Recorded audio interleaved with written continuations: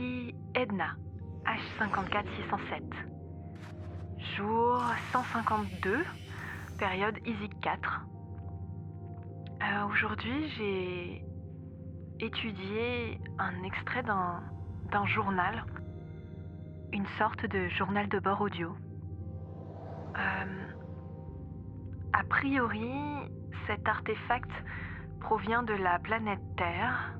Il y a de fortes chances pour qu'il s'agisse d'un être humain femelle. Pour une fois, nous avons une identité, un prénom. Cet être s'appelle Ellie. Il s'agit vraiment d'un petit extrait de journal qui m'a pas mal touchée, je l'avoue, car cette Ellie a l'air d'être dans une période difficile, en tout cas lors de cet écrit. Je crois que ce qui me fait bizarre, c'est que cet être faisait un petit peu comme moi quand j'enregistre mon journal de bord. Du coup, c'est comme si je me sentais proche. Bref, voilà. Je ne pensais pas que travailler dans ce centre me remuerait autant.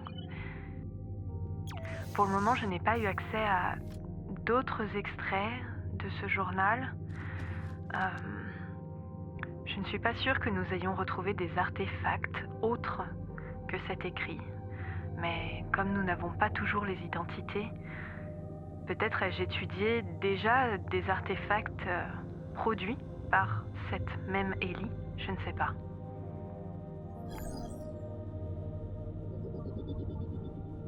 Plus j'avance et plus j'approfondis mon travail sur ces artefacts et sur les mondes concernés, les êtres concernés, plus je me sens transportée et touchée, et plus je suis curieuse. La vie avait l'air très très particulière dans cet ancien univers, et très diversifiée. Bon, sur ce, je vais passer l'extrait en question. C'était Edna, H54607.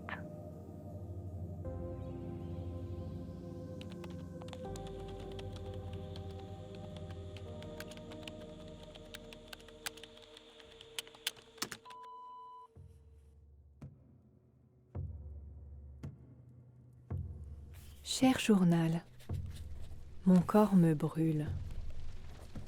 Cela fait des années que je sens les braises rougeoyantes vivre au rythme de mes saisons. Mais depuis quelques mois maintenant, c'est différent. Quelque chose a changé, et ce sont des flammes qui commencent à lécher mes replis. Mes cellules hurlent. Habiter ce corps est parfois un supplice. Je me vois, bête brûlante et terrifiée, tendue et grondante au fond de la cage de métal rouge brillant. Point positif, de mon point de vue, le rendu est esthétique. Voilà qui ferait une belle peinture, contrastée, intense. Une belle place au musée pour des visages extasiés. Mais je suis cette bête coincée dans un corps en flammes et je cherche une porte de sortie. Ou de l'eau. Y a-t-il seulement une rivière par ici ? Un ruisselet suffirait. Qui donc a eu l'idée d'y déposer les braises au départ, hein ? Qui se cache derrière l'épais rideau de fumée ? Il y a un secret par ici.